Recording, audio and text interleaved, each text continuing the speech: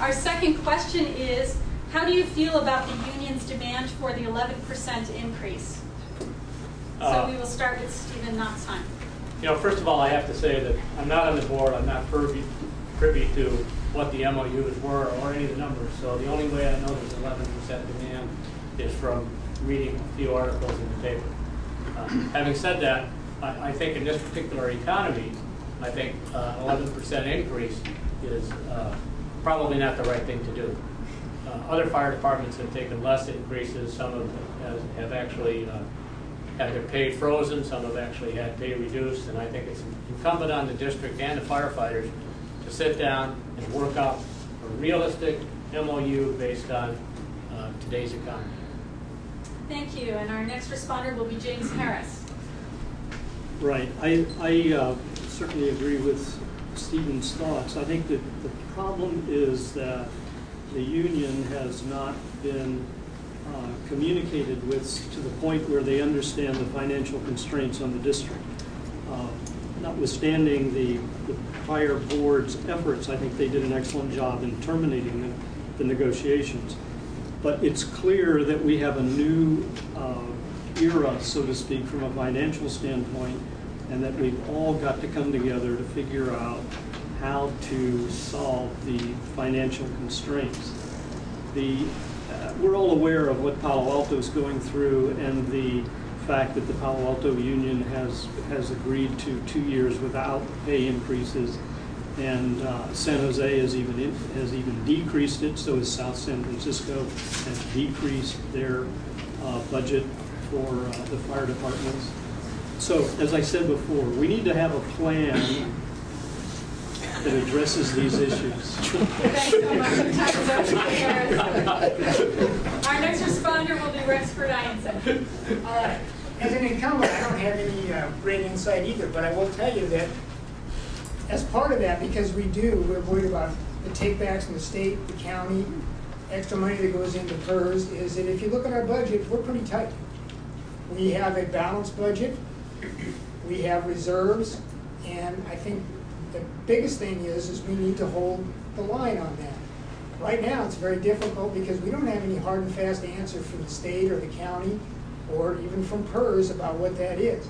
I think that we would like to just hold the line. I would like to hold the line right now. We've stopped our capital improvements program to keep the money that we have in the budget in there now. And that's got kind of a rainy day fund. But I think I agree with the other two candidates is that once the election has taken place, we need to get back to the bargaining table and see if we can come up with a collaborative effort to solve the problem. Where are we going to be? It's a difficult question. Thank you. And Robert Solano next. Thank you. Well, if you remember before where I was talking about that 6.2, which was the CPI, the Consumer Price Index, I think we should use that as a basis, as all federal employees have already used that. Myself being a retired federal agent, I know that firsthand. And we need to address that issue at least with the CPI, start from the beginning, use that as baseline. Secondly, our current reserves in our budget, we're in the black, and it's through the great job that the current district has done. But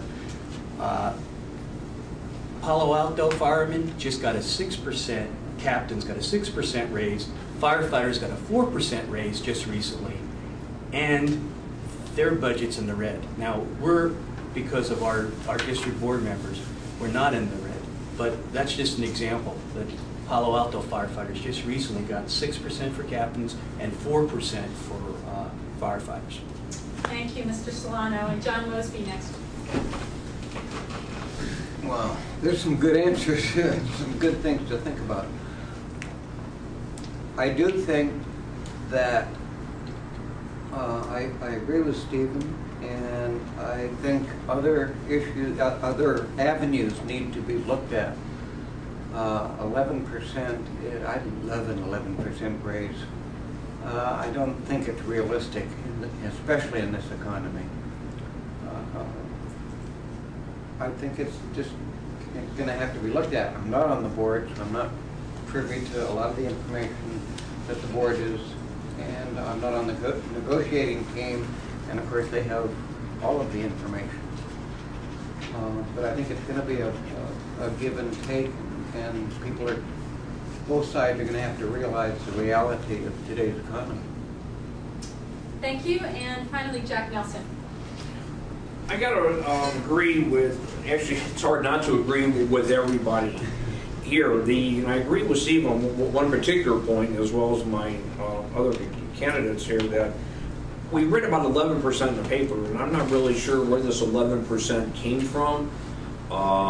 We, as candidates, again, like John said, we're not privy to the MOUs or the bargaining. The purpose of the board, basically, one of the purposes is to make policy, not necessarily involved in the day-to-day operations and negotiations when it comes to the contract, but using a square one, the foundation of the CPI of at least 6% over 3 years, which was not mentioned, as a starting point to move forward based on what has happened into our neighboring communities.